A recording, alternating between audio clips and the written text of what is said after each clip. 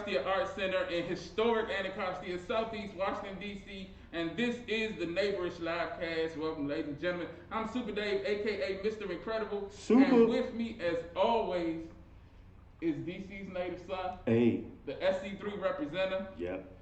and the manager of Nubian Human, Hey. Jason. Hey. What's up, bro? Good morning. Man, we missed a week, so it's good to be back in It the is. place. It But is good to be back. we had to miss a week because of the school situation. Well, we didn't have to. I could have came in here with but I appreciate kids, tablets, and computers on their Right, online classes. But I We could have made it happen, Dave. Like I was saying, I appreciate you and all the fathers that take time, all the parents that take time to make sure that their kids put the mask transition on, to. my brother. Put the mask She said, pull the mask up, Jay. What is the problem with people? Hey, Thank but can you do me a favor and move them boxes and that surge protector for me because they in the shot and they don't. Oh, in your shop? Yeah, because I don't have I typically have a tripod here, but I had to. Yeah, but I left it so in honor of you. No, but yeah. So He pissed with me. It's okay. No, he's cool. He'll be all right. He doesn't mind. He might mind a little bit, but oh, It's love, brother.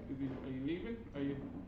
I told you he was done with me. He's done with the whole show and everything. So I guess it's just me and you today, Okay. which is fine with me. I do want to send a shout out and speak about our resident feminine energy, Miss Fruitfit, Patrice Jones. She will be back with us next week. I've talked to her, and she's valiantly working on coming back to us. As you know, she has some medical issues that she's dealing with that are not COVID related. But yeah, she's in recovery, and yeah, she will be back with us next week. So we will be glad to have her back because we need feminine energy. That's why I'm glad that you're here, because when we don't have that, we just punch each other for an hour. We just wrestle and that's how the get show dirty, goes. Yeah, get yeah, dirty and yeah. fart We and just stuff. fart and spit. Yeah. Not in the store here, Anika. Don't worry. But Anika Hobbs is also here, the owner of Nubian Human. We'll see if we can get her to come over and talk to us a little bit. She hasn't looked up at me yet, so I don't think that's a good it's a good chance. I am in love with this store. But it's a great place, and I think we have a really good show for you today because sitting directly to my right is a very good friend of mine. Are you leaning away?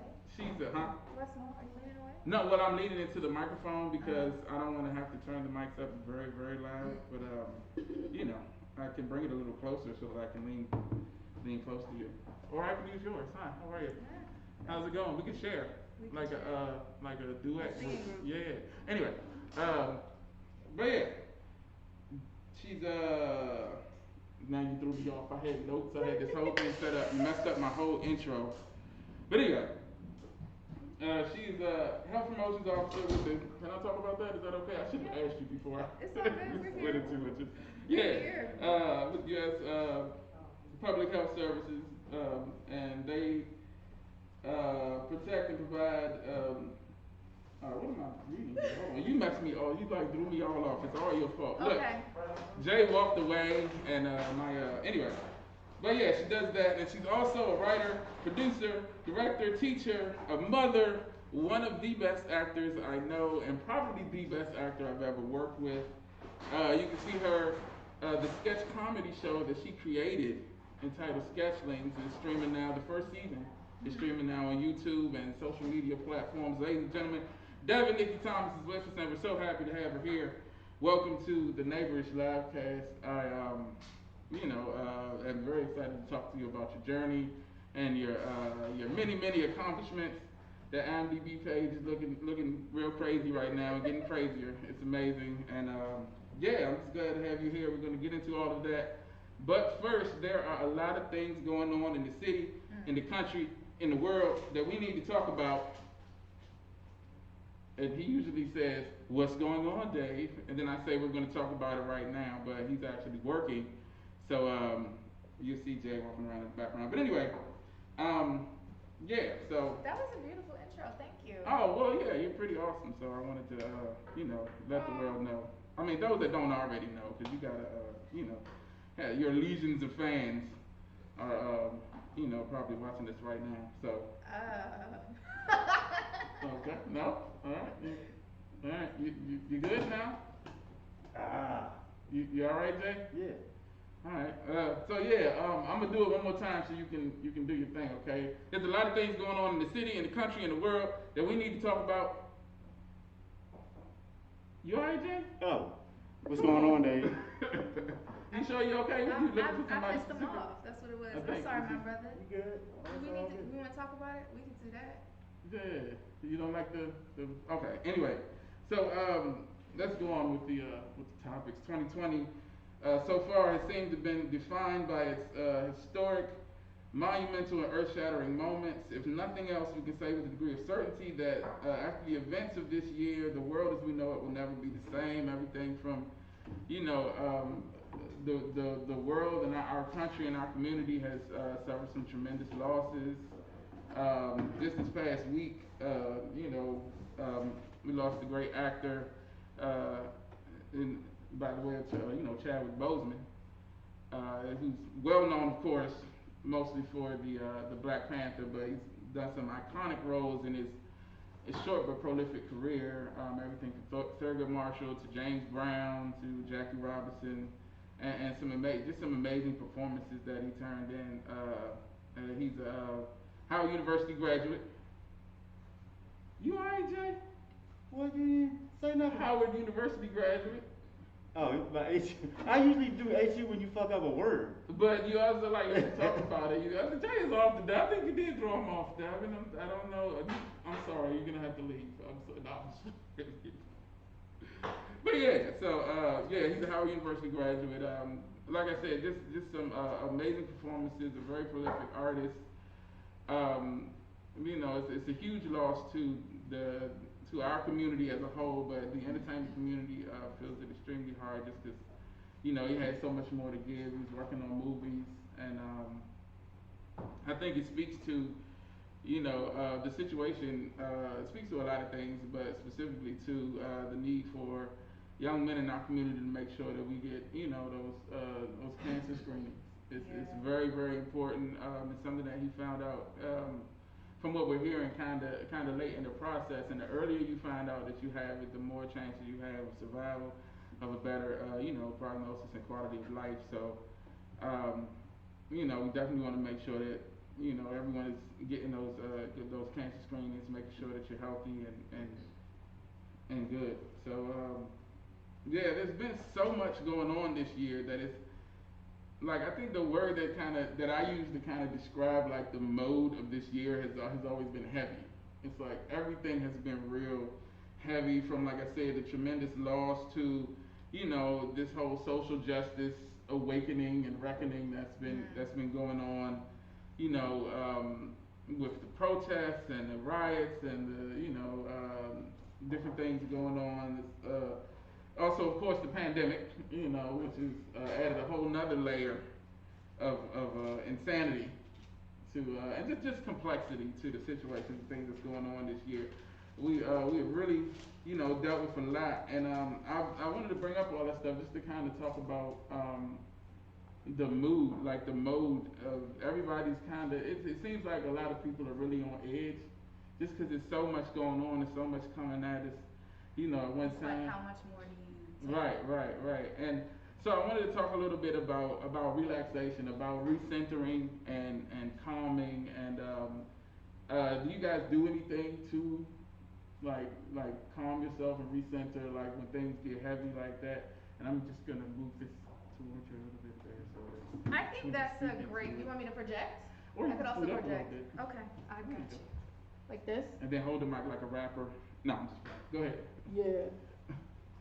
But go ahead. 1, 2, 1, 2. Yeah. So Bars. Bars, y'all. But My bars are terrible. I think that's a really good direction because we can focus all day. We can rehash what happened. We probably will talk about some of A what little happened. bit, but we're more solution based here. So Yeah. we want to talk about what you guys do to, and you specifically. Is there any specific ritual? Is there anything that you do to kind of balance yourself? Which is the problem. Okay, you don't have anything. No, I think self-care is really, really important, particularly for, if you're tribe healers or if you're like really, really active in taking care of your kids and taking care of everything else and just carrying the weight of what's going on, whether it's the pandemic or what's going on. You know, we just get shot. We get stopped and shot and hung from trees and sex trafficked and all of these things happen. Organ harvesting. You know, or all of these things happen. And we watch the news every single day, and it's really, really important. It's pivotal. And I have not been doing that. So that doesn't mean that I shouldn't have been doing that, but I'm also haven't been as productive as. So from March to now, it's been really like we're dealing with this shared trauma, and so I haven't been as productive as I would like to be, which causes anxiety, which This adds exacerbates. to it's a cycle. But had I been doing self-care, had I been taking my time to just say, you know what, I'm turning everything off. I'm turning off my phone. I'm not gonna. You know, I'm not going to look at what the numbers are doing for the pandemic. I'm not going to do this right now. I'm just going to take a minute to just be present with myself so that I have something to pour into my son, so that I have something to actually try to be productive, to give something back to our community. And so trying to turn the corner and change the way that I'm thinking looks like, okay, well, you know, we're going to take this walk. I need this time right now, so I'm gonna take this time right now. Yeah.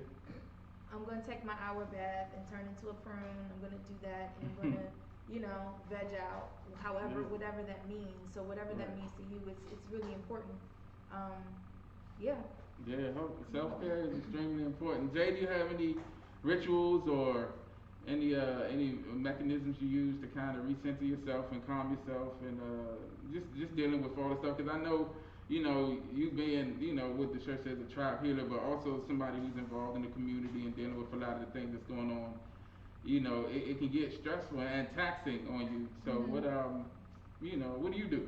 Or do you have any processes, anything like that? Yeah, I mean, I do daily rituals, you know, prayer, meditation, yoga, stretching, movement. Yeah, I try to keep my diet consistent with my emotions.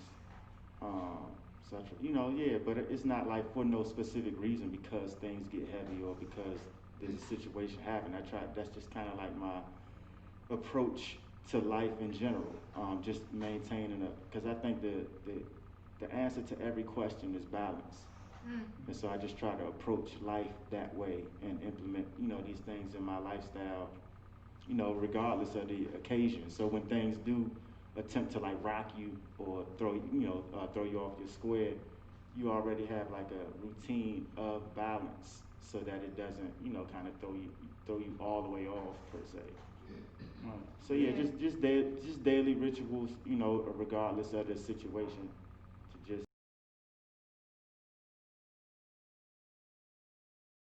you know, a norm.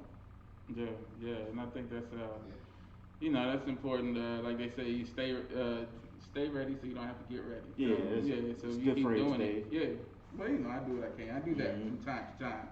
But Devin, you mentioned you know, being able to pour into your son. You have a son, and how old is he now?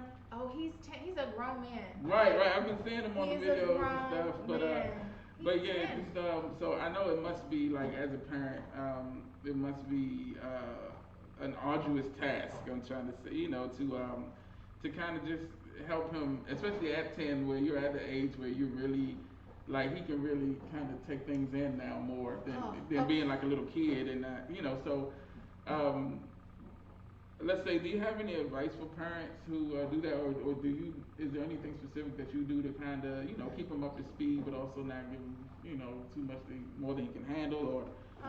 So I try to do things with them: fish, hike, go to the zoo. I try to do those things, and like if I don't know something, I try to look it up. So I try to keep it constantly a learning environment, which annoys him. You know, like if we'll stop and look at bugs, and so what I'm saying is, I try to use education and the things around us as a way to deflect from other things. Right, so we have training. We have like police brutality training.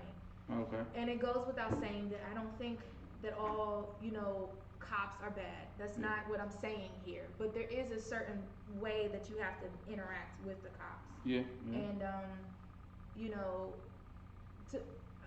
okay, without getting into all of that, we talk Yeah. about those things. We talk about what's going on in the world and how it's okay to have a difference of opinion. But Right. this is what I think. You are free to make your own opinion. You're free to have your own like ideas. Right.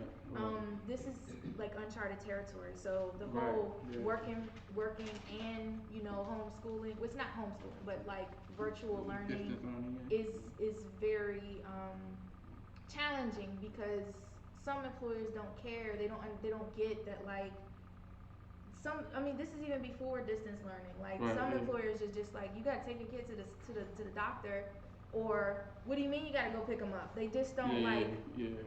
like, well, not everybody is married to their job.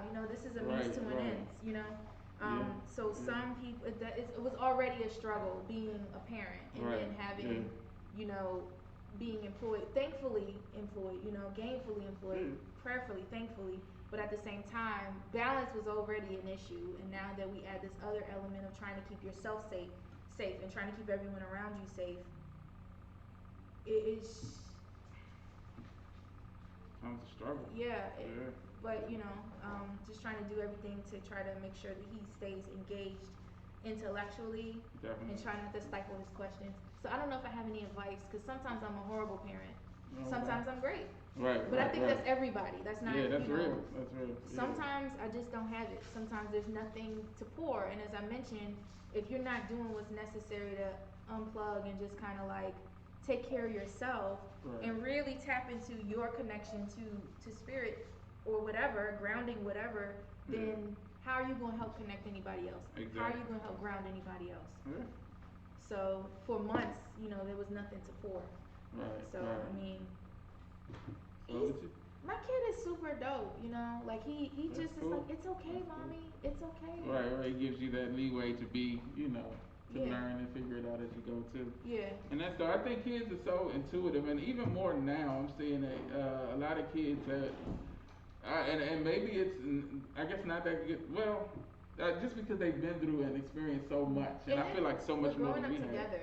Yeah, He and I have grown up together. Right. So Right. it's been a thing. Yeah, and you mentioned something about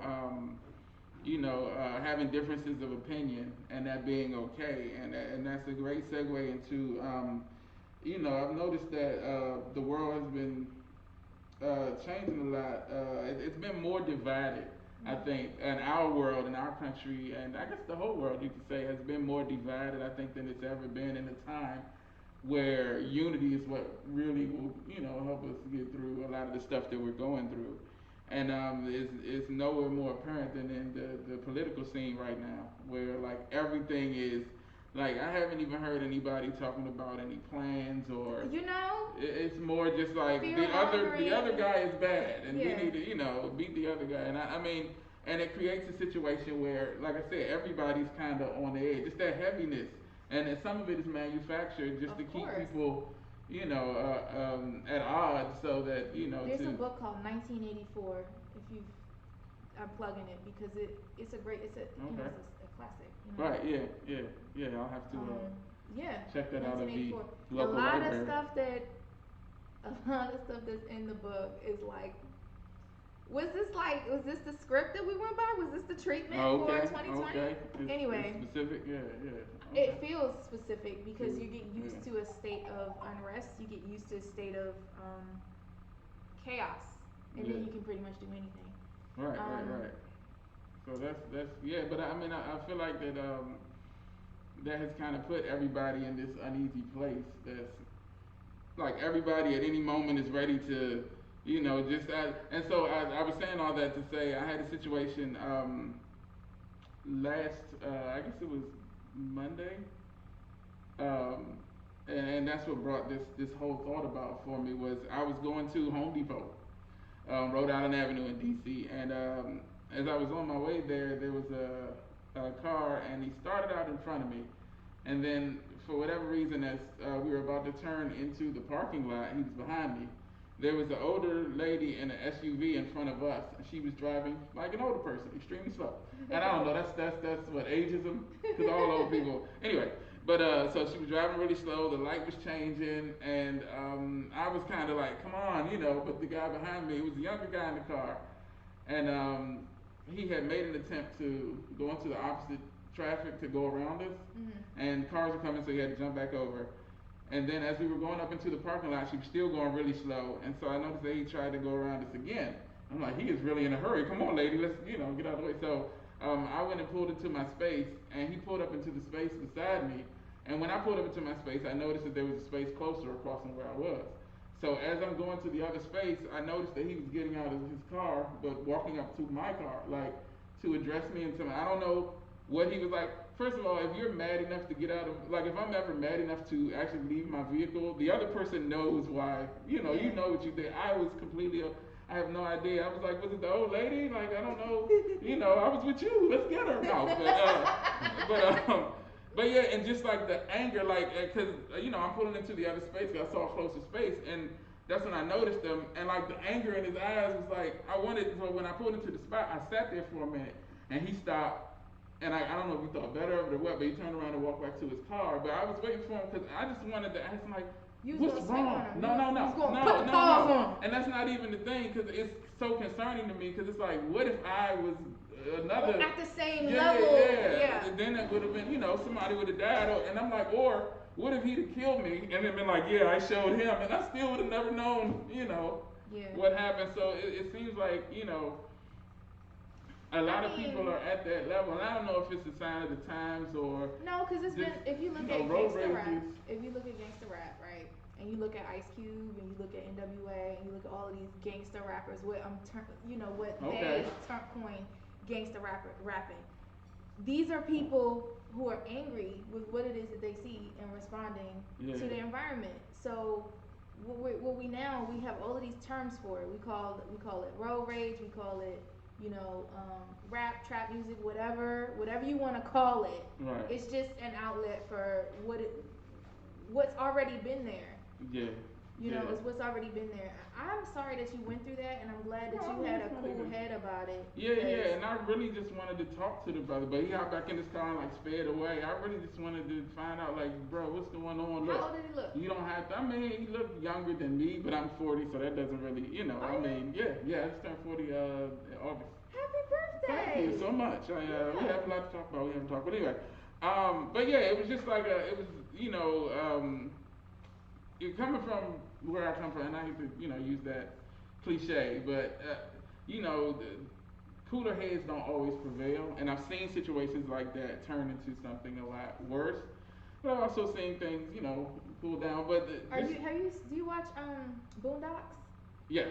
So you know about Stink Meaner? Yeah, and big moment. Yeah, and people have those moments from time to time, but I was just so curious to know, what, made you that angry about the situation, and then I don't feel like I did, I'm like, I really was analyzing the situation, I think that it wasn't you. I think that you were the embodiment of the thing. Right, he's upset. It's a lot to be upset about. Yeah, there is. And we have no control over. Right.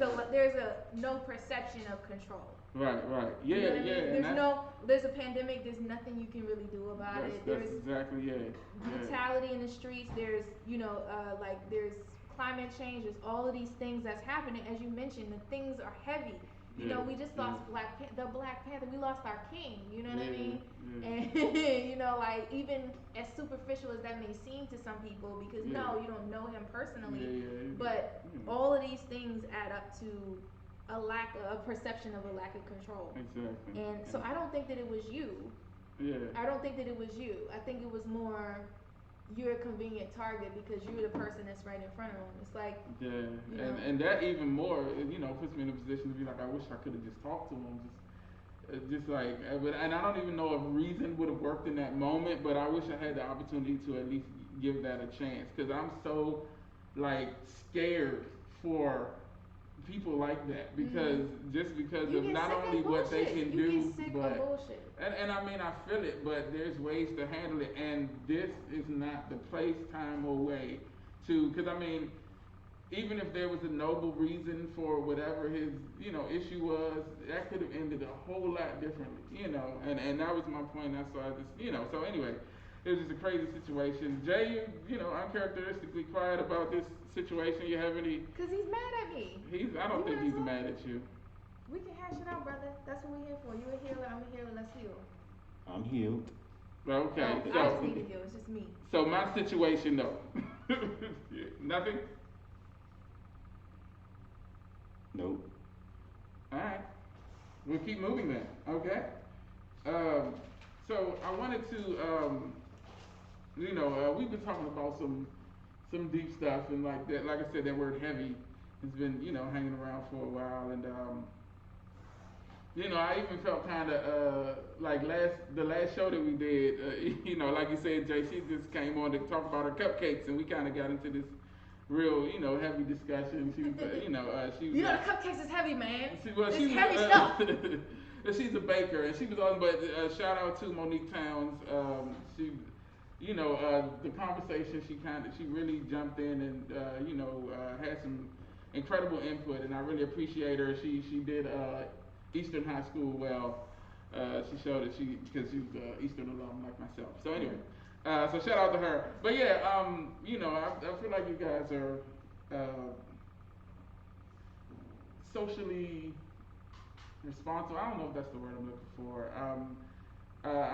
You both have a level of depth to you that I feel like we can kind of wade into some interesting. I just want to ask a question. I'm trying to set it up so it's not too, But with everything, like you said, there's that feeling of that lack of control. Mm-hmm.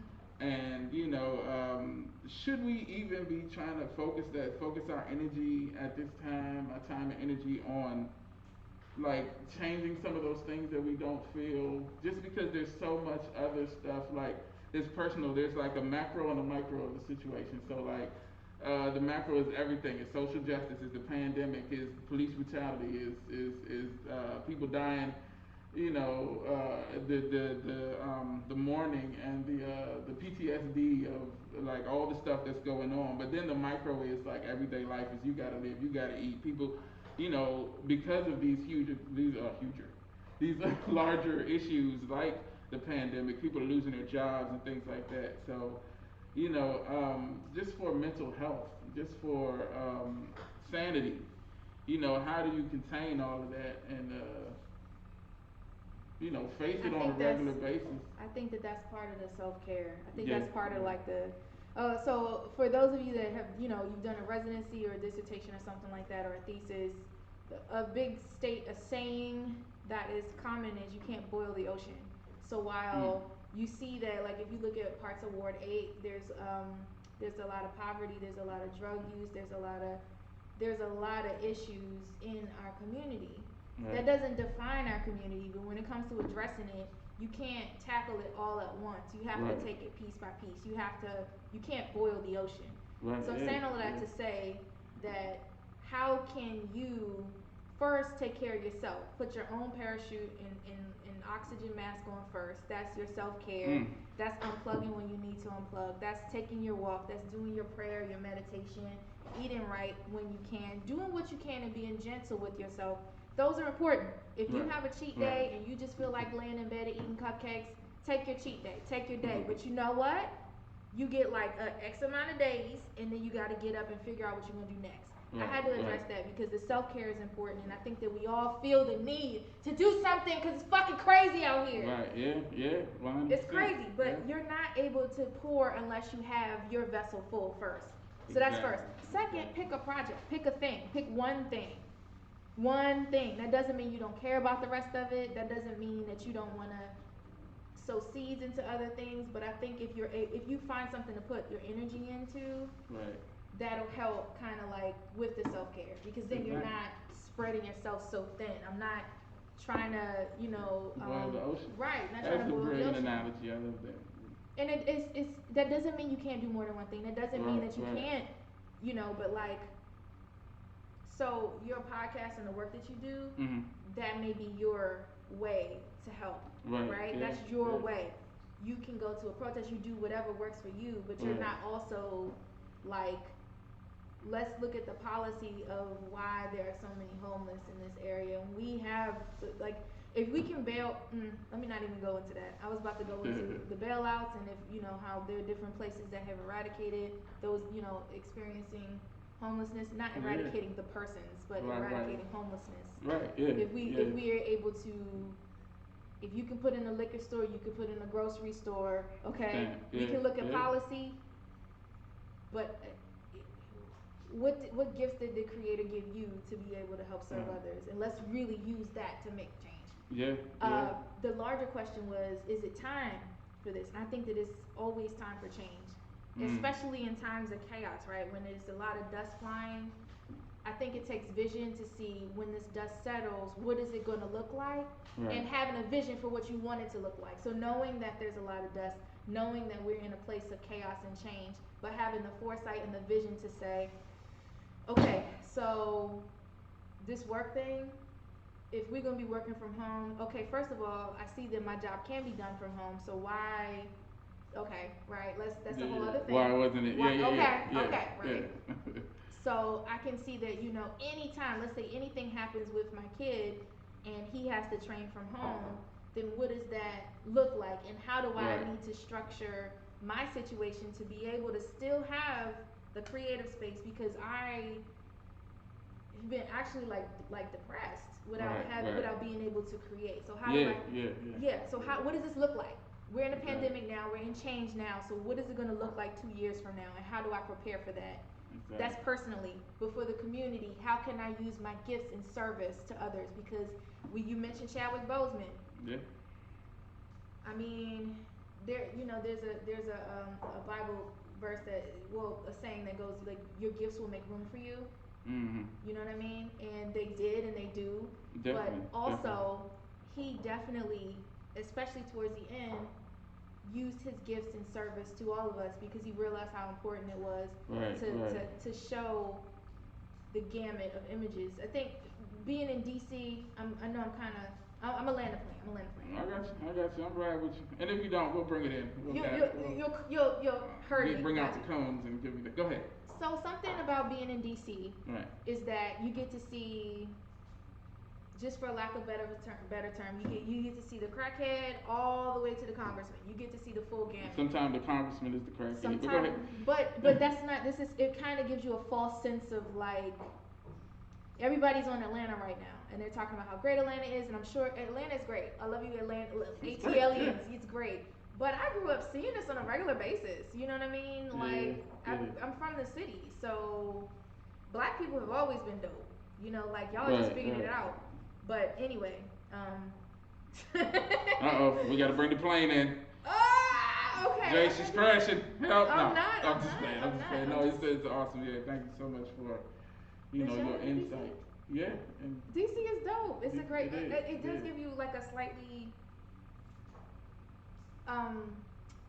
distorted perspective because you're used to seeing the whole game. Oh, that's what that was my point. Got you back to it. See, I told you we was gonna guide you back. The part of the issue, I think, is that when it comes to the images that we see and the things that we hear, what's promoted is not necessarily what's gonna feed us positively, and we don't perceive we have the opportunity to make things that are nourishing, because what industry wants to see is, oh my goodness, you know what I'm saying? I'm gonna fight that bitch. I'm gonna fight her. That's what people want to see. And so Chadwick Boseman, he was like, no, this is important. This is important. Because we have Meteor Man, shout out to Robert Thompson. We have Blank Man, shout out to Damon Wayans. We have, who else? Are you talking about black superheroes? Yes. Blade. Blade. Shout out to Wesley Snipes. I mean, and it was a whole gamut of them before he did, but there was you just named like 4. Falcon and. But I'm saying that's like Machine. This many, and they were not like. We love them, you know what I mean. But when Black Panther came out, it was a different thing. It was a different vibe. Yeah, it was a different thing altogether because it was a time when it was needed. It was, a message that was necessary, and I think, it became. That's why. And I love what the. I'm sorry, I should have asked before I touched you. It's all right. No, it's good. You touch me whenever you want to. Okay. But we'll talk about that later. Go ahead. Okay. No. But I think that I really enjoy the conversations and this construct of Killmonger. Like, if you had all of this and you saw that what was going on, do you have a responsibility? And I think that speaks to this is a really good like conversation starter. Like if you're Yeah, well yeah. off or if you're doing well, do you have a responsibility to other people? And that ties into your first question, right? Yes. Is of this course. time? Yes. Yes. See, I told you I was gonna land the plane. You brought it back. You It brought took it back. me 3 hours. We went but I around landed the a plane. few times. Yes. We thought you were lost, but you brought I did it get back. lost. I did. but It but yeah, it yeah, wasn't good. definitely. And you know, like I said, I appreciate your insight on that question there. That's what happens when it takes a while to get back to it. You know, I'm sorry. I'm sorry, y'all. I'm sorry. You know, it's great. Anything, Jay? What you talking about, Dave? First of all, it's Willis, and no, okay. I don't get it. See, I don't get the fact. Anika got it, Dave. Thank you, Yeah. see? Thank you, yeah. You gotta give Dave some self-esteem points. Anika got it, Dave. Because Jay's not going to give me no love, and Devin didn't get it. No. Remember what you're talking about, Willis? The way he said it, that's all. Anyway, the joke gets exponentially worse when you try to explain it. I've noticed that. Anyway. You're a funny dude, though. I try. I do what I can. You a writer on your... Let's talk. Can we talk about that? Can we talk about your writing? We're gonna talk. Yeah, look. I've got all that. I'm gonna get to that in your interview, which we're about to get to because it is the, our time is moving. But yeah, I just wanted to talk about a few more things really quickly, if that's okay. But I'm open. I'm an open book. But yeah, just because a couple of new albums came out. Jay, I think the last time we were here, Jay asked me if I heard the Nas album, and I hadn't. I haven't listened to it. It is exquisite. It's vintage Nas. It's good stuff. Have you listened to it? Are you a hip hop? Yeah, person? I haven't heard the album, but the last time, so he was on tour with Erykah Badu. Right. Yeah. And I was there, and I was like, lost my mind. Yeah. Lost all of my mind. Anytime, yes. Yeah. I haven't heard the album though. It's dope. Yeah. And it's like vintage Nas. It's a good feeling, and it's like I think he kind of, there are certain artists who, especially in times like these, kind of have that that sympathy or that empathy to know or feel the vibe that people need, and so they kind of supply that. Nas has always been on that though. Yeah, So that's not like new. Right. It's good to get back, like reminder. You know what I mean? Yeah. But, like he's always been on, like yes, there's the guns, but there's also there's also the. Let's talk about the tribal stuff. Let's talk about the community. Let's talk about these stories. That's one thing I love about Nas. He's a dope storyteller. Mm-hmm. Yeah, definitely. And there's another album that came out. I think it was it Saturday, Jay? Friday, and it was Detroit 2 by Big Sean. And someone at this table had some insight and input into the recording process. And would you like to talk about that a little bit, Jason? Or? Yeah, man, I'm proud of Sean. It turned out, because he's been evolving the past couple of years, which is why it took him a while to drop another album. And how do you know Big Sean, Jason? Y'all are friends from way back. Indeed. Okay. Kinda, in a sense, yeah. Okay. But yeah, man, I was honored to be a part of the process. The conversations and the builds we had just about life. And it shows through. In the album. To be honest, I thought the album was going to come out a different way, but during the process of it, it kind of developed its own way.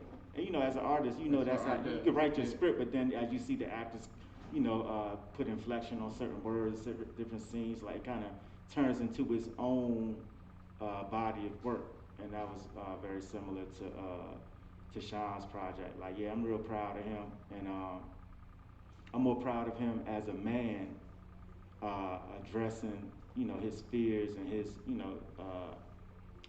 his higher and lower self, and yeah, he's just doing a good job as a man. But it's kind of cool that the art comes out pretty dope. Cool. Congratulations to you. That's dope. Thank you. That's like a big deal. Like he's like trying to. He's like. Yeah, he's downplaying it a little bit. He's Well, I mean, well, it's kind of like, cause like I don't want to take his shine, cause he's so great himself. Like he deserves all the act. Like he should be cause he has a team of people. but he is a perfect head figure. You know what I'm Okay. saying? Because he keeps it 100 with himself, and he honored a lot of the things that I felt were important, and someone in his position. Like what? Well, just certain ideas and concepts that I thought should be brought through him, because you could hear Nas talk about something or hear, what I'm saying, something, but specifically from him, I wanted him to address a couple of topics to his fan base, and he honored that, and he didn't have to, but I think, as a man, he felt it was important also. So it wasn't me like, you need to do this and do this. I think, after our conversations, he basically was like, yeah, I agree. This does need to be said. This does need to be addressed, and I will honor that. And so, like, yeah, I got nothing but positive things to say about Sean. But kudos to you for actually like having we talked about forethought and vision to be able to say, hey man, why don't you look at this? Yeah, and kudos to him for even being welcome, welcoming to those, because I'm sure it's a billion niggas every day in his ear, like, yo, nigga, you need to do this and this should happen, and so I know he gets that all the time, but to actually, spend time one-on-one, going over what I felt was important, I was like, oh shit, really? So, yeah, and then, being in the studio and seeing his process, and in comparison to my process and the artists that I work with, just so it was. I think it was beneficial for all parties involved. So his fans, him, his team, himself, me. It's just a win-win. You I know have what I'm two saying? follow-up questions. Okay. One, Can you come this over and then go to the stage? so can you correct me if I'm wrong? He did some music for a show called Teen Titans Go, right? I'm not sure. I'm very familiar with Teen Titans. So there's some like, so Teen Titans has some bangers on it, and if I'm It not does. mistaken, I think Big Sean was one of the musicians, one of the contributors.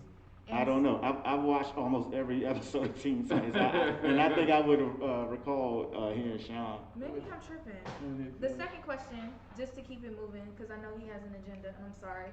What is your process? Because I'm not the music thing is like a different, a whole new. Okay. Y'all like that? Y'all like that? So James, the question was, what is your talk about your process a little bit? Well, it varies because I deal with so many different artists. So let's talk about you specific, because you just dropped a mixtape, right? well, album. An album. I'm sorry. It's confusing because it's called a rap tape, but it's an album. All right. So, well, you dropped a thing. Yeah, indeed. And so your creative process. But that particular project isn't the standard, because I wrote every one of those tracks in 3 days. So that was 17 tracks I wrote in 3 days.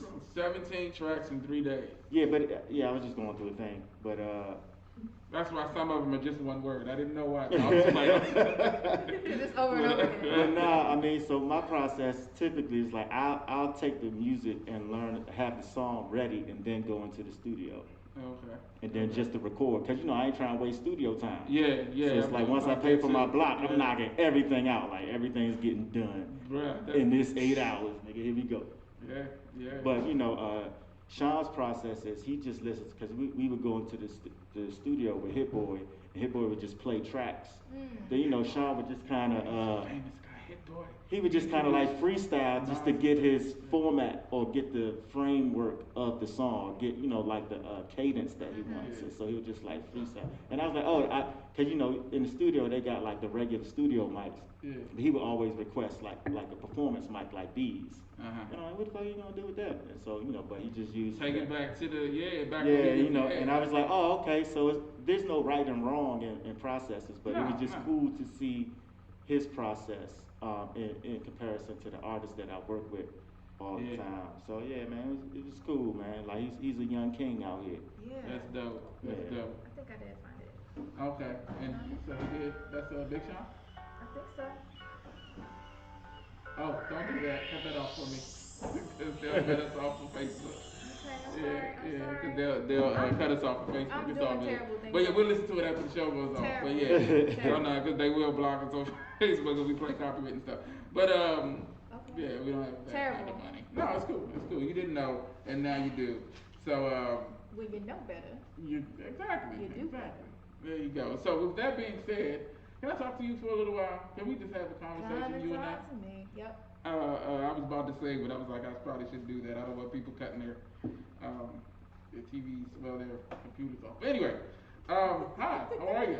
Welcome to the Neighborish livecast. This is what we do every Monday. Yes, how exciting. It's so great to have you here. I appreciate you coming through and hanging out with us. I want to talk to you some about your day job, if that's okay. Just briefly, just real quick, a few things. Just because there's so much going on and where you work is so tapped into that, that I just want to know, first of all, like we don't hear as much about coronavirus and the whole pandemic. Like it's still on the news. It's not like the first thing they talk about. And like the speech of it is like kind of winding down, if you noticed it.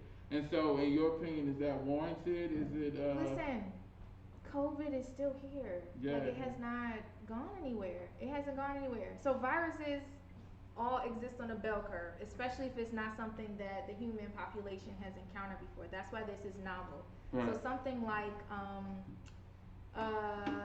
so when they say the novel corona, that's what it means? Yes, it means that it's something that's new that we haven't experienced, and that's why I did not know that's why that. it's Did so you know that, scary. Jay? It's See, not we learn something that something we've every day. experienced, right? So coronavirus are like a family of viruses. I like to say it's like who's in your family, right? Let's say you go to a family reunion. Sure. You go to a family reunion, right? Uh-huh. And you know everybody in there, but then a cousin comes that you've never seen before, and you know he's a cousin because he looked just like you, right? Okay. So he's in that family, but you've never seen him before. You don't know what he's gonna do. You don't know if he's the crazy cousin. You don't know. So think of it like that. So coronaviruses, when you get the common cold, sometimes it may be a coronavirus. It's not COVID, which is what we're dealing with right now. Okay. But coronaviruses are family, and this particular member of the family we've never seen before. Wow. So that's why it's attacking people the way it is. And because of that, and because it attacks your lungs, it attacks some people in their GI system, meaning like some people have like diarrhea, vomiting, things like that, and some people are having strokes, and because we don't know how one person is going to respond to it, and we don't have the capacity in our medical system, in our healthcare system, to accommodate what happens, we should be taking it. We should have taken it more seriously. Yeah. It doesn't mean that life is over. That doesn't mean that, okay, everybody panic and go into a bunker. But my opinion is that had we taken more preventative steps up front, you can start to ease up later. It's like putting in the work early. It's like, what is the story? The ant and the grasshopper. One of them worked and stored for winter, and the other was just like chilling. Okay. Had we done the work, more work? Yeah. Okay, I don't know. Maybe that's not the story. That's it. I'm thinking. But if you do the work up front, there's going to be spikes, and there's going to be valleys. There's going to be peaks and valleys when it comes to any type of infection, when it comes to any type of virus. But if you do the work up front to prevent transmission, you give our healthcare system a chance to catch up. So that's really so viruses have to work their way through the system. They have to work their way through a population, or you find a way to eradicate it. You find a way to kill it. And because vaccines are a ways off unless they are rushed. That's a different conversation altogether. Oh man.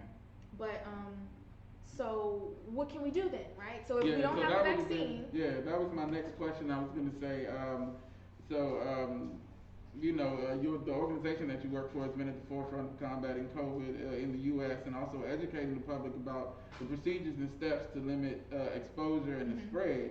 So is there anything, any information, any new information or anything that you wish the public knew more of or anything like that, something that you can kind of share? So I work in the United States, I'm an officer in the United States Public Health Service. It's one of 7 uniformed services in the U.S. So 5 that people normally think of are Army, Navy, Air Force, Coast Guard, and Marines. And then there's 2 other branches that are uniformed services. One is under National Oceanic Atmospheric Administration. There are officers that serve in their capacity. And then there's the United States Public Health Service. And which is pretty much just you, right? It's just me doing everything. No. It's a whole lot of us that we serve in a health capacity. So we have engineers, we have doctors, physicians, PAs. I'm a health scientist. We have med techs. We have ophthalmologists. Anything that you can do in a healthcare structure, we have that, and then we serve in a health capacity.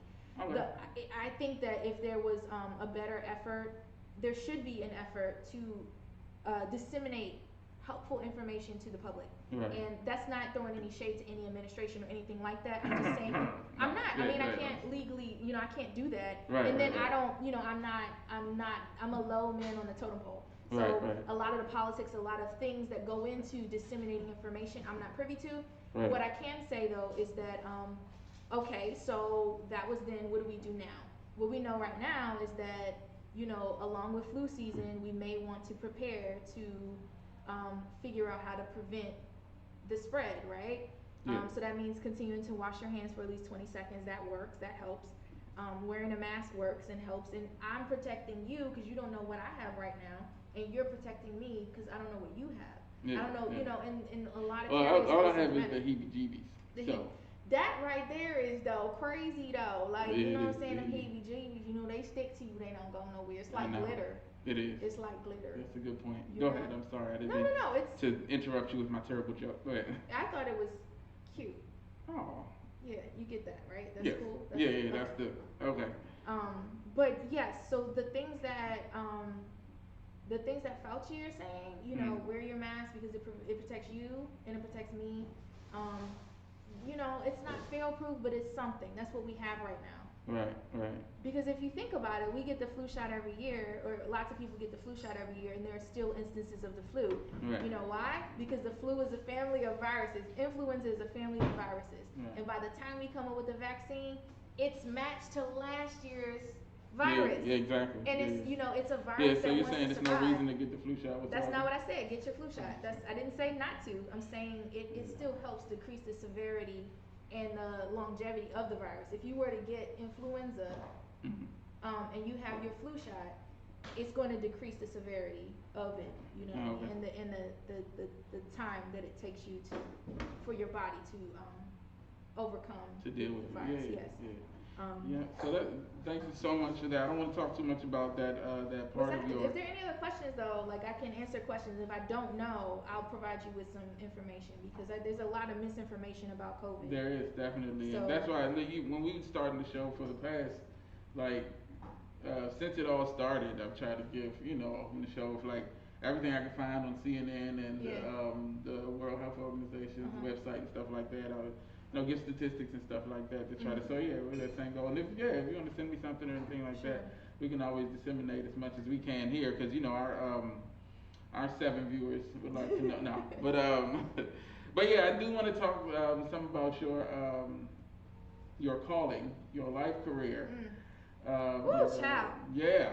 So I want to talk a little bit about, and I want to go back to where it all began, and I want to talk to you about where you first recognized that you were a performer beyond being an actress. Like, I think that when you're performing, I think all of us at this table have worked in entertainment to a certain extent. It's like a gene. It's like a natural thing. Before you even know what the word entertainer means, you're the kids performing for your family members and things like, or in your mind making whole shows or albums or whatever the case may be. So do you remember kind of the inception of that? I do. So I'm gonna say in elementary school, actually, I was maybe 6 when someone saw it in me. And I just knew that I like to talk and I like to tell stories and I like to perform, There's a performative part in teaching, so I like that too, But I was maybe 5 or 6 when someone was like, I want her in the play. Okay. Right? And my great grandmother made me a costume and everything like that. Yeah, wow. like it was a whole thing. It was That's a whole cool. thing. That's And cool. then You remember what the play was? no man, it's Ann Beers Elementary School. Shout out Ann to Beers. Oh, I know Yeah. it. Yeah, we'll talk about it. Yeah, I know some people from Yeah, You know, DC. Do you know Lil Ray yeah, Ray? like, No, you but know, Pookie, he yeah. tall now. He used to be Lil Pookie, but now he Big Pookie. Now he's Big Pookie. Well, Now now he he's Big just Pookie. Pookie. He It's just Pookie, you know what I'm saying? And He got you know, a ever son that we since call Lil the Pookie. accident, no, I'm just Shut up, I can't. But So there was maybe 5 or 6, but it didn't really like click that this is okay. This is a part of what I'm supposed to be here to do. right. I was maybe like, I was 9 when I was like, it was either gymnastics, dance. Okay, so the story goes, I wanted to do gymnastics. Okay. And my parents were like, gymnastics? You got gymnastics money? We gonna put you in dance. So Right. they put me in the DC Youth Ensemble. Oh, okay. Shout out okay. to Carol Foster, Arla Scott.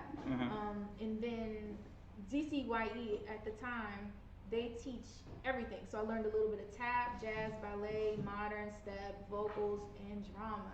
Nice. And she said to me, if you would just focus, you would be a halfway decent actress. And that was 9 or 10. Wow. And I was like, oh, okay. And then it was that was just, so I think Spirit has told me that like my purpose is to use it for other things. Mm-hmm.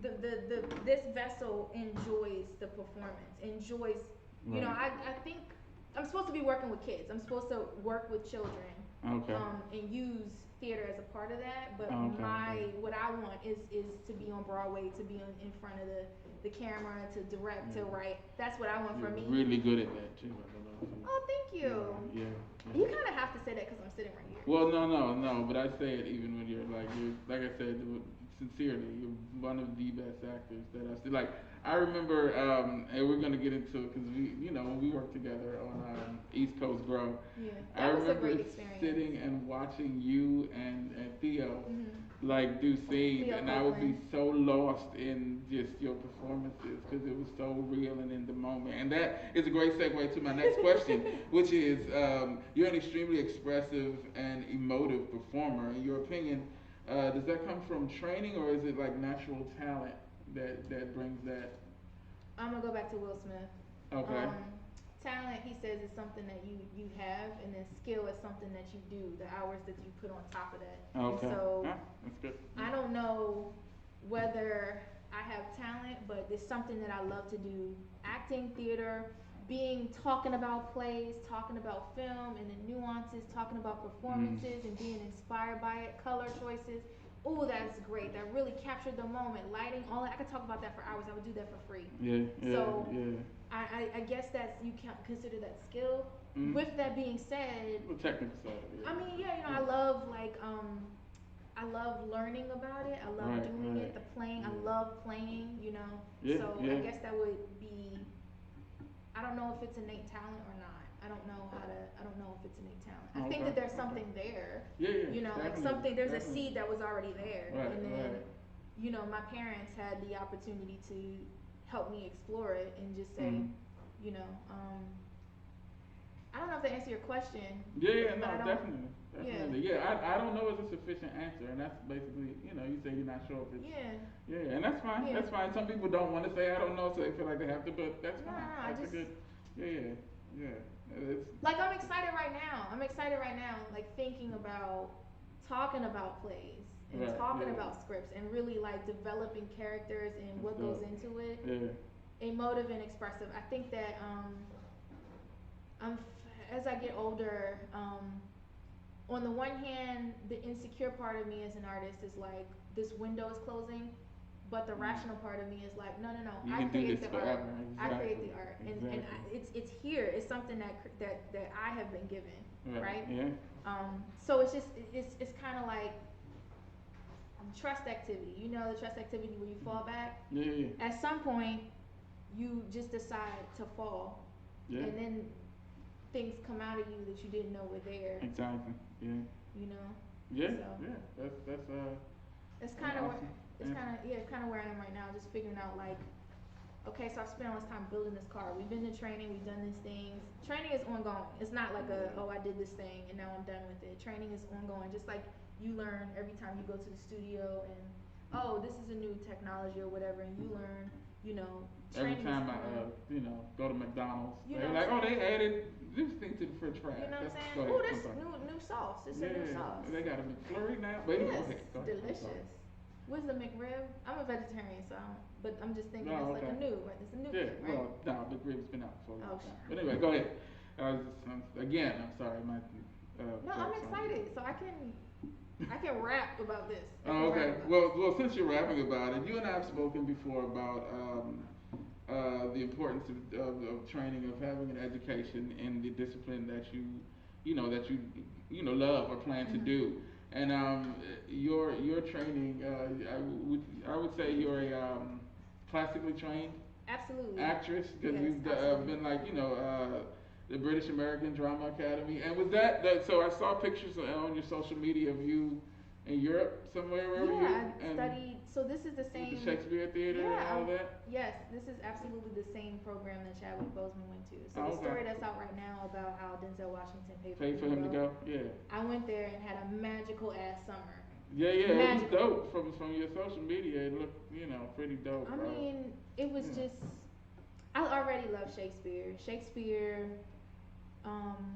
It's just the language I love. Oh, I love Shakespeare. Was Shakespeare black? Have you heard that? Yeah, we hear that. You think he is? You think he was? I think that there's a lot of black people in history that don't get credit for being black. That's what I think.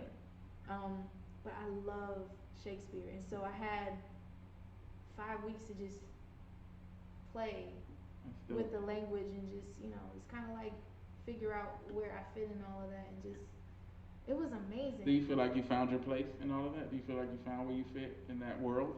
In classical text? That's the thing. It's only so I don't know what working in London is like because there's a lot of film and theater that happens there. Right. But here, anytime that I'm like, I love Shakespeare, they're like, okay, she'll be nurse number 1. No, I would like to audition for Juliet. Right. Oh, well, what are you gonna do about your hair? Well, what's wrong with my hair? What's wrong? Oh, I'm not the right color. That's what you mean? Oh, at the time I had locks. What are you gonna do about your hair? Right. Yeah. Oh no, I had several people when I had I had locks for 13 years, and people were like, yeah, so what are we gonna do about this? What's as if it's something that needs to be done about. Yeah. So, but I didn't have that experience there. It's just like, okay, can you say the words? Are you the right age? Like, are you the right okay, maybe not Juliet because she's 14, but you can play Ophelia. I think you can play 14. But my point being, I didn't have the same type of restraint. Yeah, it was just like, can you say the words and can you give me what the character needs? That's dope. But if I were from England, if I were from London, if I were from the UK, it may be different. But being an American over there, it was just like, can you do it? Right. Okay, you can do it. All right, let's go. Okay. So. That's dope. And you also, study with the Studio Theater Acting Conservatory. Shout out to Joy Zinneman. And Serge Sidon. I was excited when I saw the Upright Citizens Brigade. Kate Debleck. Yes, UCB. That was so fun. And it's comedy, right? They're comedy based, and I already knew you have impeccable comedic timing. Like I watched it, flourish and East Coast grow, and then the other stuff you did. Like I said, you have a pretty extensive catalog of work. Thank you. So it's pretty impressive. But so comedy, the same kind of question. Do you think it's something that's natural? Do you think comedy can be? I think that's even more of a natural thing, just because some people have it and some people don't. I would say that you can learn how to be better at it, but there are people that innately have comedic timing. Right. I think I've found a lot more my voice in writing comedy. Mm-hmm. I like dark comedies. I like dry comedies. If you think about Jim Carrey, a lot of his slapstick, he uses a lot of physical comedy. That's great, but that's not the type of stuff that I write. The stuff that I write is a little more like off kilter. Yeah, it's like a little more like the Coen brothers, right? A little more subtle. There's nothing wrong with either kind, but just it's helped me as an artist figure out like where I want to fit. But I think that it's kind of like something that you have. It can be pulled out. It can be like, okay, this is how we do this. But I think there's some people who definitely like are funny. Little Right. kids that are Yeah. funny as hell. Exactly. Yes. They're four Yeah. and like hilarious. Right. So, Yeah. you know. Yeah. That timing is you know, some people have it and some people. You're funny. Yeah, like let's talk about that. Let's talk about your writing. Yes. Let's talk about how Hilarious. funny I am. A man walked into a bar. No, I'm not gonna. No. No, but so before we talk about that, I would like to talk about your. Do you remember your first role? The first acting job. Your first official my first acting job. official acting job. Yes. Yes, I was in the 9th grade. Okay. The first paid job. Yeah. Let's And, okay. Yeah. Let's go with the money was then. that Fine. 9th or 10th grade? I think maybe it was 10th grade. Oh, so I changed schools, right? Okay. And I skipped school one day and went to my Uh-uh. old school. Mm-hmm. So I went to a performance. Don't skip school, kids. Go. Don't skip school. Stay in school. Go to school.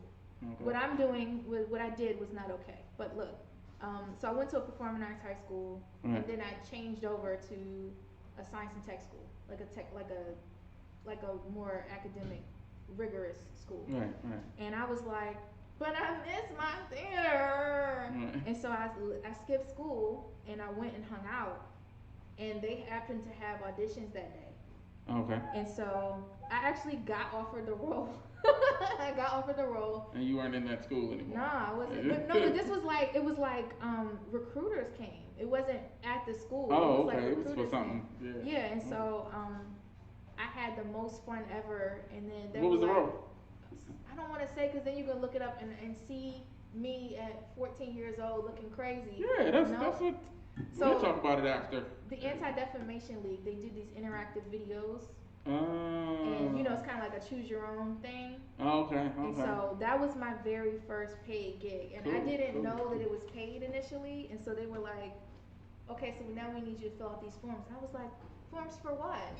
And they were like, so we can pay you. And I was like, pay? And they did that, like, I mean, were you able to, didn't you have to have, like, your parents sign Yeah. off? So Okay. it was All right. completely legal. It Yeah, was I was like, completely legal. Like, my parents were involved. Okay. They had to, they only filmed when it was not during school hours. Like, it was completely legal. And they did, shout out to the Anti-Defamation League, Right, yeah, And, yeah. That's your Will first role. Interactive. Yeah, Yeah. it was so much fun, long hours, but I learned a lot about, okay, let's reset. Okay, so I learned a lot about. Everybody safely back to one. Yeah. You know but, what I mean? Yeah, I did when I did which completely ended up on the cutting room floor, but I did some background stuff for House of Cards. And just being there, like with David Fincher and what's his name?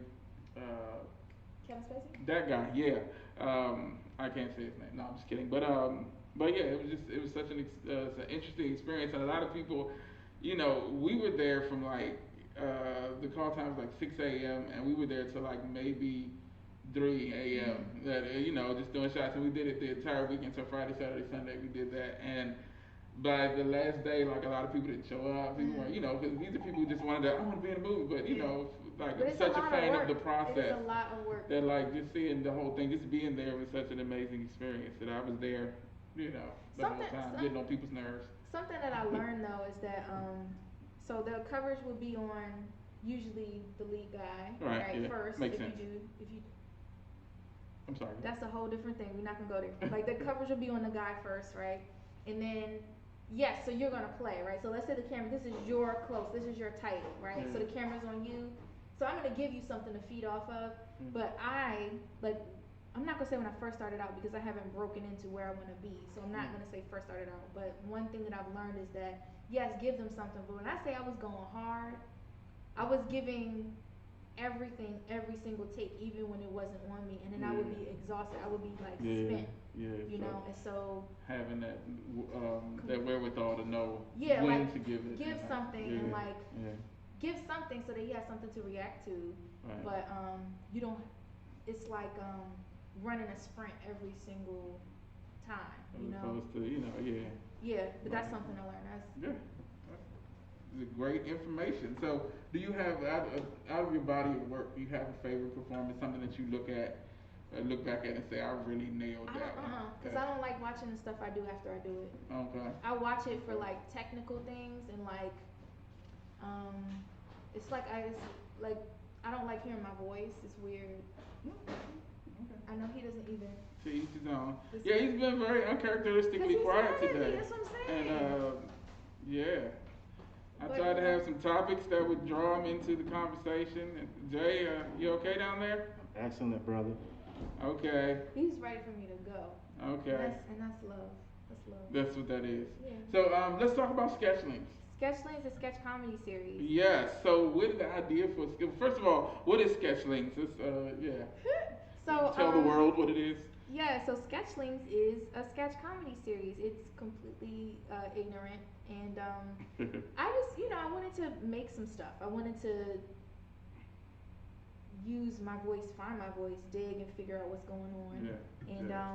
actually, my son came up with the name for it. So we Oh, wanted to great. incorporate this idea of sketching, so drawing. So there's a cartoon, there's an animated element yeah. to it, to which Super Dave has contributed.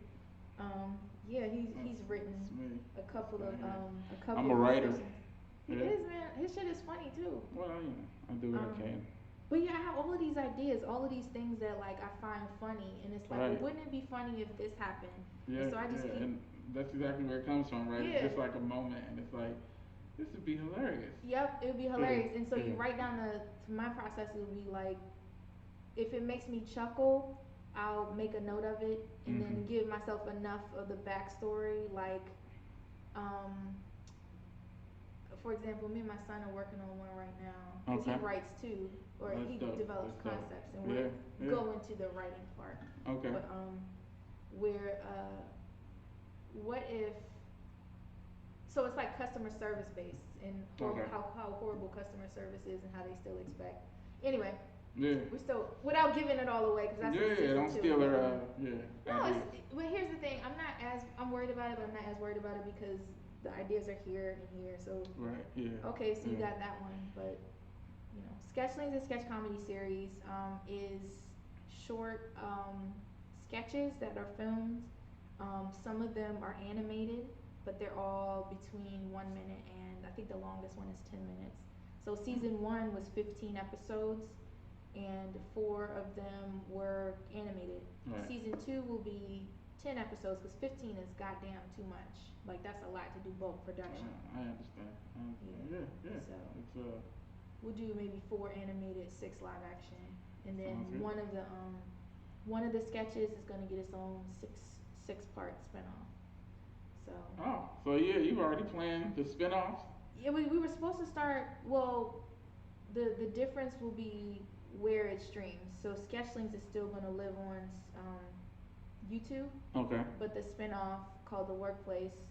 So episode 3 of Sketchlings season 1 is called The Workplace. Okay. That is getting its own six episode spinoff that lives on Instagram Live. I mean, Nice. IGTV. Oh, okay. Yeah. So Yeah. we're still gonna be doing That's 16 dope. That's episodes, dope. Yeah. but it's gonna be slightly different, and the Mm. timeline's gonna be a little different. Okay. Understood. I see. You mentioned your son and how he's contributing to the Sketchlings process. Does he have aspirations to act or write or anything of that? As a career. He's definitely funny, Okay. and I am trying to not push him. Like I teach him things, about like when we're having a conversation, if we're on camera, if we're reading scenes, Right. we make eye contact. Right. You know what I mean? Like I teach him what I know about acting, and I teach him what I know about filming. Right. Because he's there, and why not involve him in the process? If this is the life, I explain to him, you have a mommy that's busy. Right. And so Yeah. you are important to me. You're the most important thing to me. But this is a thing that I do. And so what we gonna do? Because you can sit over there and read, or you can help me hold this camera. What do you want to do? Right. So yeah. he wants to be a botanist. So whatever he wants to do. That's dope. Yeah, like he goes between. I think I want to be a chemist because I like to mix potions. And I was like, okay, well you can do that. So Like to mix potions, not. whatever he wants to do, I'm here for. You know what I mean? I'm here for. He definitely, I think, he gets it though. If I tell, like we had, my son was in 3 of the sketches. One called Who's the Parent, another called Donkey Kong, and the other called Parenting. Yeah. And he basically two of those he like wrote. Oh, okay, okay, So I mean, if he wants to do it, I'll support him. definitely. And he definitely like it's a long ass day and he's tired. I'm like, okay, let's go, let's go, let's go, and he'll get it together. He's slumping and pouting, but then when it's time to reset, he was like jumping back in there, and it surprised me. Yeah, So yeah, I don't want to say yes or no because I want him to make that decision. right. But if he wants to do it, then okay, let's. This is what. Do it, No, you yeah. cannot. I understand you're tired. I understand. We gotta get. Right, What do right. you want to do? And that's, yeah, that's work ethic. So that's a good thing, instilling it in them. So That's definitely awesome. So, do you have a favorite episode of Sketchling so far? Um, so the ones with him, I think my favorite one is my favorite one with Isaiah, who is my son. Is it's called Parenting, and that's the very first episode we shot. You can Okay. tell it's the first episode we shot because the lighting is not great, the sound isn't great, but it's the very first one. It was the first Alright. thrust to Yeah, this is what we're putting out, and then Okay. he was great. that was, He did a lot of improvisation that was funny. that worked. Yeah, Yep. yeah, yeah. For Because with kids, the satirical- improv can go He go a couple of but different he's ways. hilarious. For satirical pieces, I think the Black Delegation. Yeah, I mean, yeah, that was interesting. We did a whole song about watermelon, so Yeah, and That was that improv? yeah, I wrote some little lyrics, Right. and then shout out to the cast. Yeah, 'Cause yeah, they you just, got a great cast. They're They dope. just Hilarious. elevated it, and it turned into a song. Right, that's dope. That's dope. So, is this under Unitivity Productions? Yeah, it's under. Okay, UT. and is that your? That's my production company. Dope, Um, dope. So like under that, I'll produce your stuff. I'll direct your stuff.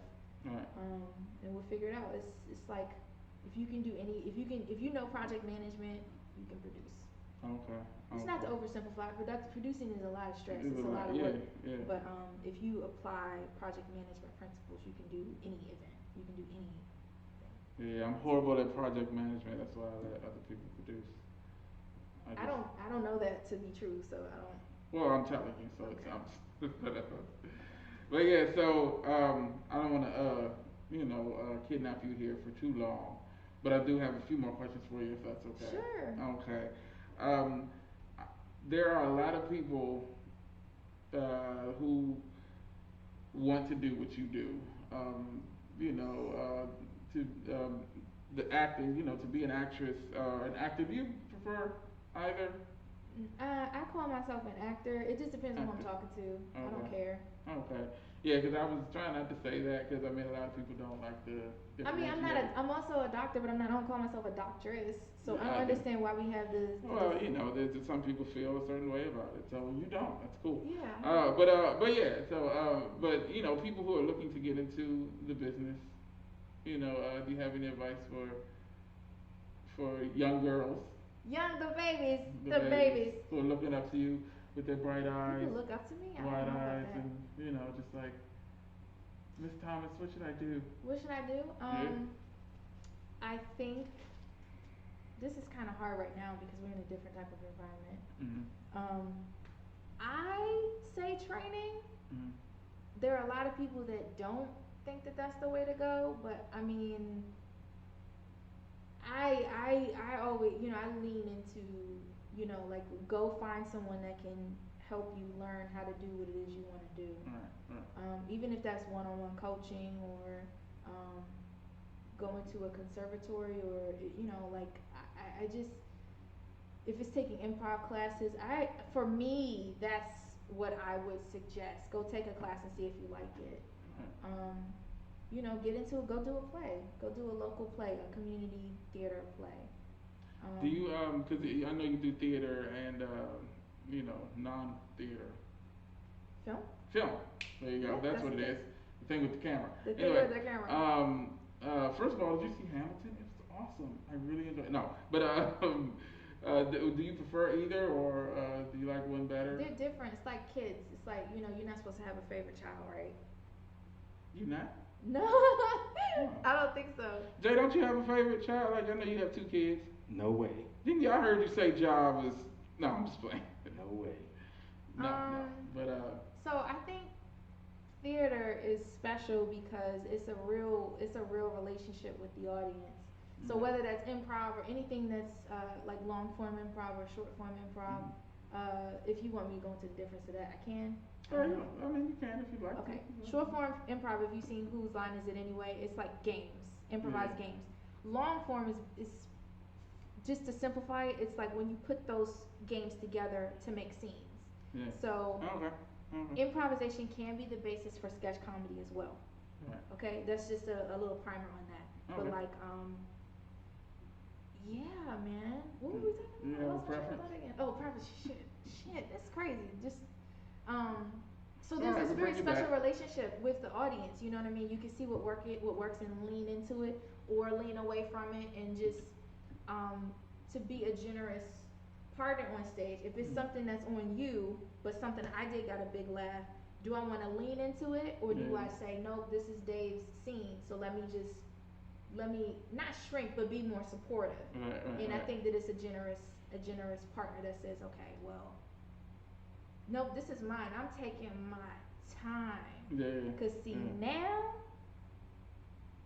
you are hanging on my every word. Right. Yeah. You know.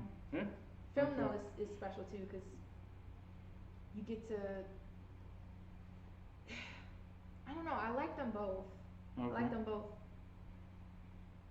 I don't have a preference really. Okay.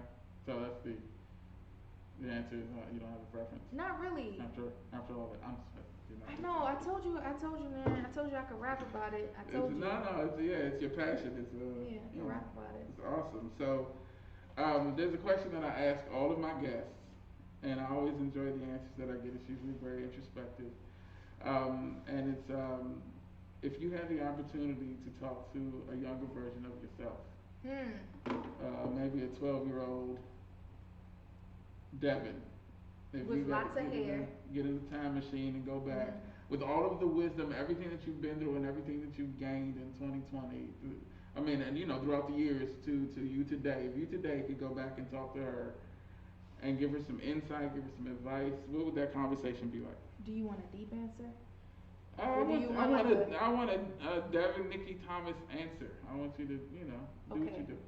So I think a lot of us, the way that we react to the world right now is because that person inside of us is still there that hasn't healed, that hasn't grown. And so I think it's worth it to say that person is still there, that little kid is still there, and whatever hurt they sustain. So scientifically it's called adverse childhood experiences, and it leads to negative health outcomes, right? So those things that hurt inside you can find ways to help heal. That's the deep answer. That's just the surface of the deep answer, okay? Okay, that's the surface of the deep answer. The surface, okay. We haven't even got into the depth. What would I say? I would just love on her, man. Tell her to really like trust herself. Okay. And I would encourage her and tell her that, she can be what she wants to be, and to kind of lean into what sparks joy, What would I tell her?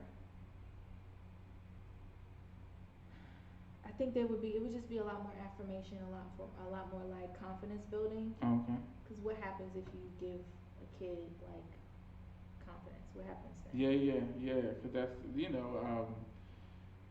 childhood is a lot of childhood is building confidence, or either building confidence or building the opposite of confidence or the lack thereof. So and that's evident in what you come out to be, and so yeah, that would be interesting if you had the opportunity. So do you feel like that was something that you lacked as a young girl, the confidence? No, I still don't have it. I'm like faking it.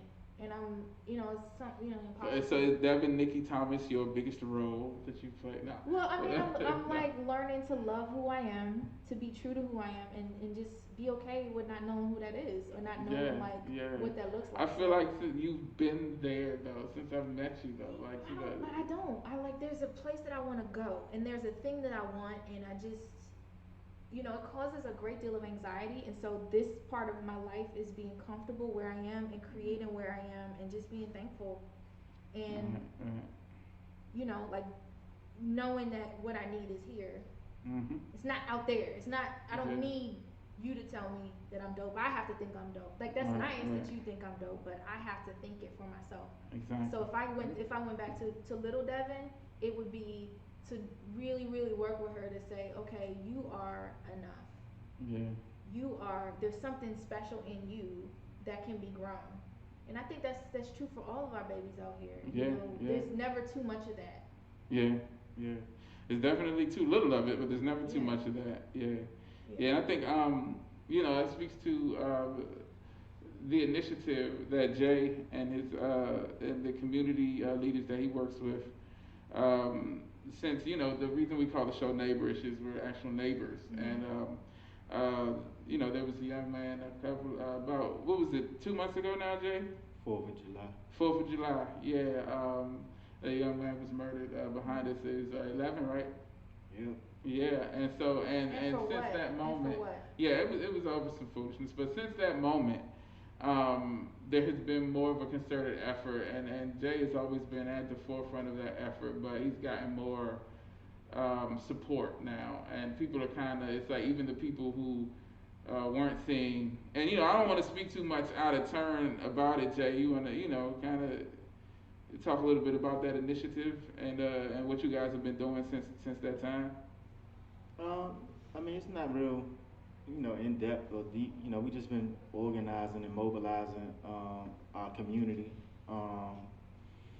because we feel like we've lost a sense of family in our community. Because when we was coming up, everybody was doing their thing on the block, but we always had respect for like the elders and the kids, and we recognize boundaries on our street activity and just the livelihood of the community that we're in. We feel like that has been lost with a lot of the youngins, and because it ain't really no OGs on the block, and so we just made it. OGs mean male and female. It's just when we was young coming up, the OGs on the block wouldn't let us do what they was doing. They would encourage us to go to school or go to football practice, or don't do what we doing.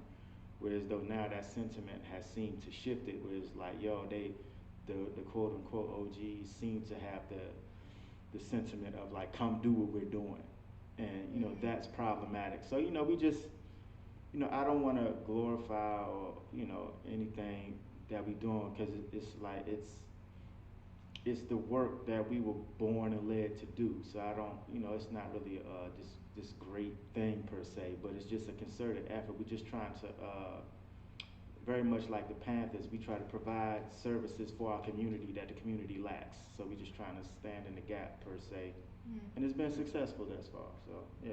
Your level of humility is through the roof, bro. Yeah. I'm like talking about how you were instrumental. This is not taking away anything from Big Sean's talent and his changes that he's doing as a man, but you had a role in that. And so to downplay that is like crazy. And then you're talking about how what you're doing to uplift the community that you see is missing leadership and is missing something, is missing community. The community is missing community, and you're talking about what you're doing to help it. We can complain all day, you know what I mean? But that's how you're using your gifts to give back. And like I understand you're not gonna big up yourself, but like. Oh yeah, that's why I made him talk about it, because he'll be and I mean it's certain things that he'll be passionate about, but yeah, it's definitely I see it the way you see it. That's it is crazy. a big deal, and Yeah, it is a really big deal. It is a huge thing. Well, I guess I'm just honored to even be in a position to do anything. So, it really ain't about praising me, because I have instructions. I've come, what I'm saying? It's like I'm doing what I feel I'm called to do. So it's like it doesn't, and I guess the reward comes from people participating, like people coming on the field trips with us, like parents trusting us with their children, and even in regard to Sean, I'm just humbled to just be in that world and go to those studios and them, and to be considered like my ideas and thoughts, and then you actually hear it come out. It's like, oh, so it's like, I guess all that to say that the praises are through the actions and through the work. Like I Right, don't, right, right, yeah. right. So it's not like, oh, I'm doing this and this is happening. I'm popping, son. It's like, nah. It's like, I'm just happy to be in the position, and I guess Sean's favorite song, which ain't even on his album, of mine, is called "Bigger Than Me," Mm. and that's my favorite song of his, and like that's very much how I feel, man. It's way bigger than me. I'm just trying to do my part the best that I can. I think that's so important to like have a sense of service and a sense of like using your gifts in service to others and finding actually much more fulfillment in it. You know, because it's great to get the praise and you got your car, you got your whatever. Those things are great to have people recognize you, recognize your name. Those things feel good, but to actually change lives, that's the work. To change yourself and then to be able to use what Creator gave you to change other people, or at least plant the seed to do that. That is like, yo, that's like I feel right now like going to go make something. I feel like going to go paint. I'm dead serious. I feel very That's like dope. Yeah. I need to go like paint or write or something because I feel very like that's dope. You know what I mean? That's dope. Thank you. Yeah, yeah. Well, and with that being said, we're all gonna go write some stuff and then create. No, but before we do, I do want you to talk a little bit about how the Black Love experience last week and how everything went. It went well, man, because this was the first year we did it virtually, all online. But I guess what we were concerned about is because typically the reason we do it year in and year out is that it is actually healing, and people leave physically affected and motivated and inspired to strengthen, and do nation building things, on a micro level by doing personal adjustments to their lives. Thanks for bringing back my macro, my you man. Know what I'm saying?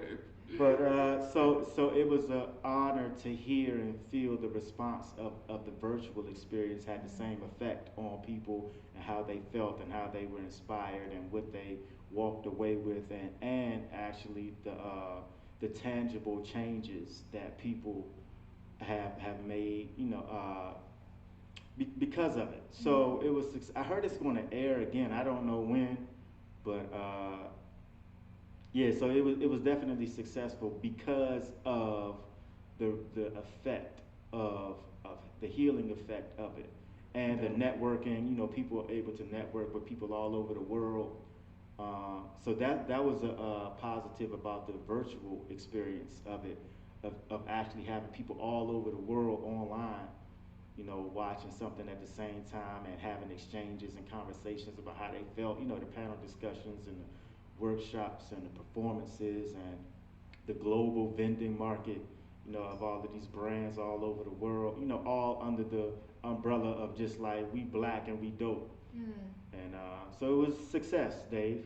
And I think it's going to air sometime again. I just don't know when. Sorry, I don't have that well, keep us posted, and we'll definitely check it out when that happens. Yeah. That's dope. Congratulations. Thank you.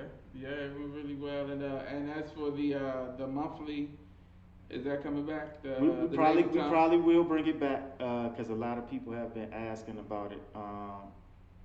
So we'll see, man. Because it'd be a lot on my plate, man. And I'll be trying to maintain my balance. Yeah, it's important. It's important. But it seems to be, again, it seems to have a positive effect on the community. So that in itself puts it back in the conversation of it happening. So even though it's a lot on my table, a lot on my plate. The plate's on the table. Indeed. But a lot of the hesitancy be like, man, it's a lot of work. But then what balances the hesitancy is that the actual healing effect that event seems to have on the community, especially because it's in our community. That people are always very vocal about how much it helped them, or they wasn't feeling that good that week or that day, and that rejuvenated them. So it's like goddamn, now I gotta think about how to make this happen, because again it's bigger than me. It's not just something that I'm doing. It's the moving forward of it is really dependent upon of how it's affecting the community. And it seems to be affecting the community in a positive way. So looks like that shit's going to keep happening, Dave. Yeah. Sounds good. So yeah, he does. So what it is, the Native Tongue open mic. They do it the last Friday of every month. Good job, Dave. Yeah, and they did one. I don't know if you saw the clip on my Facebook where I did the stand up. That was it. Oh. Yeah. So it's here in this space, and it's usually pretty good. They did some virtual ones for a while when everything was shut down, and so they just got back to doing the live in person ones, I guess you would call it. And yeah, it's always a great experience, and like you said, it's always a great vibe and a great feeling, and you come away feeling that same feeling like you were feeling. That's what I always get from live performances of any kind, from music to, to plays, anything. It's always like I gotta go create right now, And so yeah, that's always the vibe that you get from it. So once it's set up, we'll put up all the information so you guys can come check it out. I want to thank everybody for checking us out today. On behalf of myself, my co-host DC's native son, Jay Son, and the incomparable Devin Nikki Thomas. Thank you. Thank you guys for checking us out, and please have a great week. Check us out next week when our guest will be Dr. Martin Luther King. No, we can't pull that off. No, I don't know if we think can. so. Maybe a hologram. Well, I don't even know if we have. Do we have the budget for a hologram, Jay? No. Okay. So we'll do something. But Fruit Fit will be back. Fruit Fit will be back. Yes. Our resident feminine energy will be back with us. We've been missing her, and Get well soon. Yeah, she's working on it. And as the old Southern people say, Lord be it willing, and the creek don't rise, she will be here. And so we're looking forward to that. So check us out next week. You guys have a great week. Peace.